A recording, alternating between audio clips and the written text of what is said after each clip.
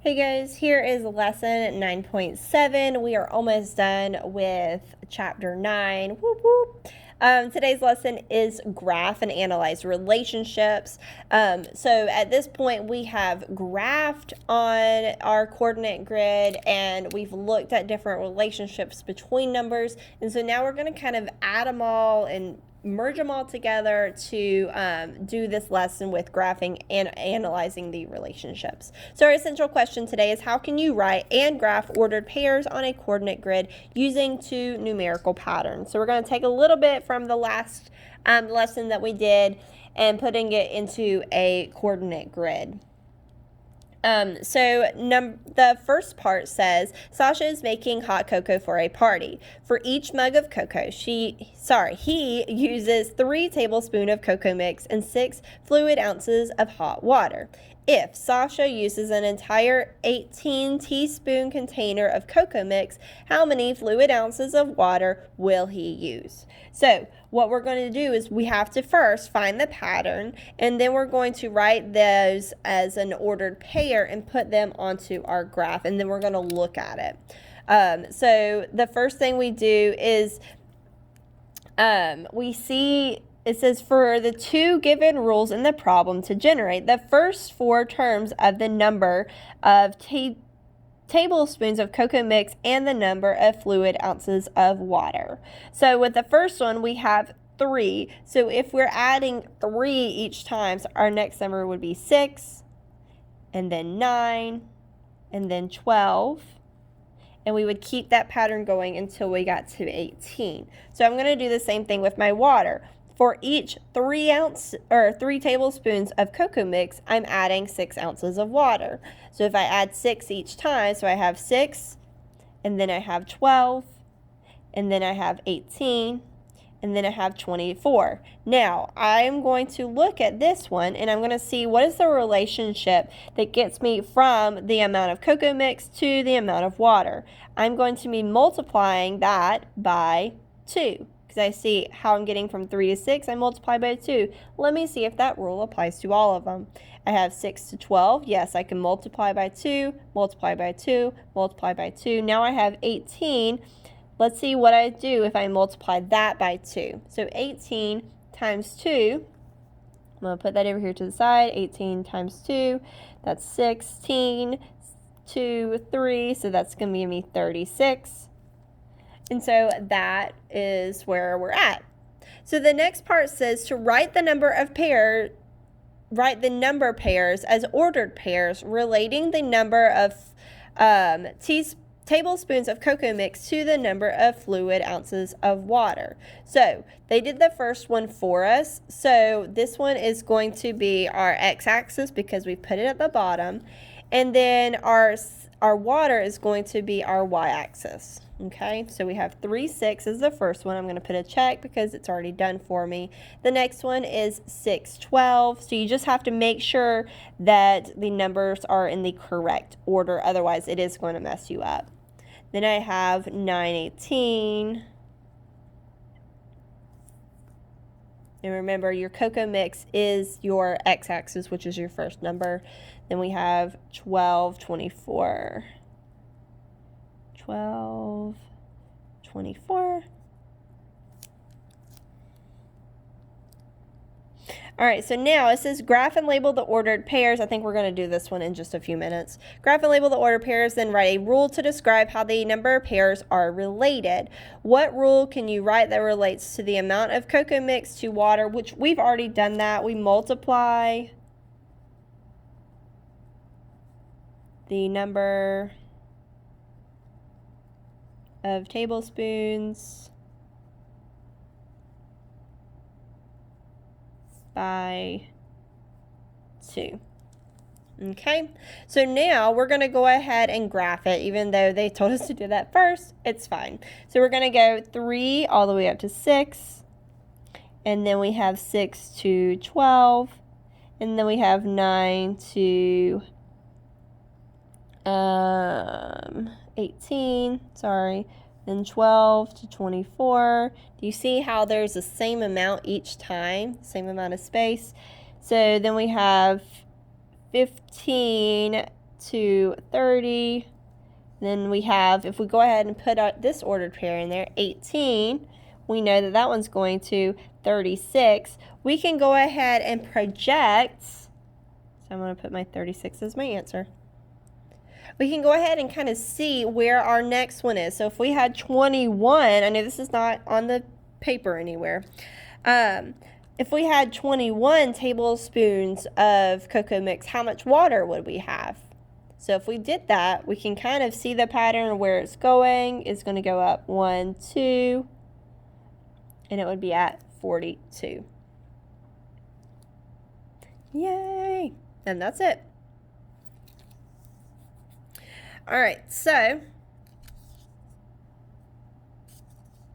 we're going to go ahead and keep moving. I was just making sure that we didn't skip anything we needed to, or we weren't supposed to. The next one says, John is customizing an audio sound system. He needs to buy 3.5 feet of cable wire, but it is sold in inches. He knows that there are 12 inches in a foot. How many inches of wire will he need? So in 1 foot, we know that there are 12 inches. So I'm going to actually circle 3.5 feet. He knows that there are 12 inches in 1 foot, so how many inches of wire will he need? I know that 1 foot equals 12 inches. So if I have 2 feet, I'm going to have, so 12, there would be 24 inches. I know I'm multiplying my feet by what number? By 12. So if I had 3 feet, how many inches would that be? That would be 36 inches. And 4, there would be 48. So I'm multiplying my number of feet by, not 3, sorry, by 12 inches for each foot. Now it says write the number of pairs as ordered pairs. I keep getting that mixed up. Relating the number of feet to the number of inches. So the number of feet, so that's 1 foot, equals 12 inches. So that means 2 feet would be 24 inches. 3 feet would be 36 inches. Whoa, 4 feet would be 48 inches. Make sure you put your parentheses. That's the biggest thing I keep seeing. Some people not putting parentheses. It's not an ordered pair if you don't put the parentheses. All right, then it says graph the ordered pairs. Connect the points from the origin with a straight line segments. So if we did this one, we're not starting at 1/2, we're starting at 1 foot, which is equal to 12 inches right here. Then we have 2 to 24, so that goes right here. Then we have 3 to 36, which goes right here. And then 4 to 48, which goes right here. And then we're going to connect it from the origin. Remember, your origin is 0, 0. I want you to put that right here so you remember that your origin is 0, 0. Now it says use the graph to find the number of inches and 3.5 feet. So if we look for 3.5 feet, so here's my 3.5 feet. If I go right here, I'm going to go all the way up. You can trace a little line if you need to. How many inches would that be? Just by looking that, I'm going to make a little dot. Now I'm going to go all the way across and see what is that in inches. It would be 42 inches. So I know it's 42 inches. Now let me see what the question is asking. It says think 3.5 feet is between the whole numbers. Well, we know that's between the whole numbers of 3 and 4, so that's where we had our 3.5 feet. So we located 3.5 on the x-axis. Now it says draw a vertical line. Oops, we've already done this. We're so good. Draw a vertical line from 3.5 to the x-axis on the line that connects the ordered pairs. Then graph the point, which we have already done right here. To find how many inches, we would go all the way across for the to our 42. So now it's asking, what is that ordered pair? So again, we put our x-axis first, so we know it is 3.5.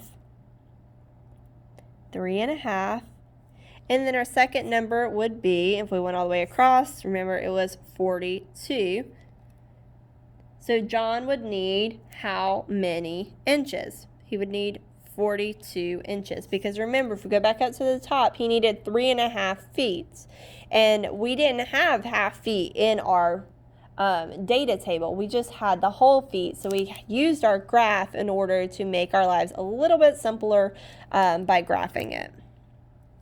Hopefully that made sense. I'm gonna go with yes, it did. If not, rewatch it or come ask me for help. All right, so the next page is the share and show section. So let's look at this first one. It says graph and label the related number pairs as ordered pairs, then complete and use the rule to find the unknown term. So let's look at these. We're going to first graph and label the related number pairs as ordered pairs. So I'm going to go ahead with, I see that my number of, I'm going to do my tablespoons of butter. So I'm going to put my butter down here at the bottom. Butter. And then over here, I'm going to put my weights in ounces. Okay, so now I'm going to go, I have 1, 2, and then I have, so I'm going to label it 1, 2, and then I do the next thing, which would be 2 tablespoons of butter, and it's 4 ounces. So 2 tablespoons of butter is 4 ounces, and then I label it 2, 4, and then I have 3 tablespoons of butter, which is 6 ounces, so I'm going to label that 3, 6, and then 4 tablespoons of ounces up here to 8, that's 4 eighths. So now if I keep that pattern going, 5, it would be 10 ounces. Because you can kind of see where the pattern is going. Now, can I double check my answer by finding a pattern over here? Absolutely. I can see that I'm multiplying each of these by 2 each time, so I can multiply that by 2 to figure out what my second one is. So we would multiply the number of teaspoons by 2 to find its weight in ounces. So our missing number was 10 for that one. All right, the next one, multiply the number of hours by blank to find the distance in miles. So again, I'm going to go ahead and put these on my graph. I have 1, 3, so I'm going to go 1 all the way up to 3. I'm going to label it 1, 3, 3. And then I have 2, 6, go up to 6, label it 2, 6. And then I'm going to go 3 to 9, label it 3, 9, 4. If I keep this pattern going, I know I'm multiplying each of these by 3. Multiply by 3. So I know I would go up from 4 to 12. So that would be 412. So now I'm going to connect it from my origin. Just make my straight line. Whoops. Not quite straight, but it's close enough. So I know I multiplied my number of hours by 3, and that gave me 12. Yay!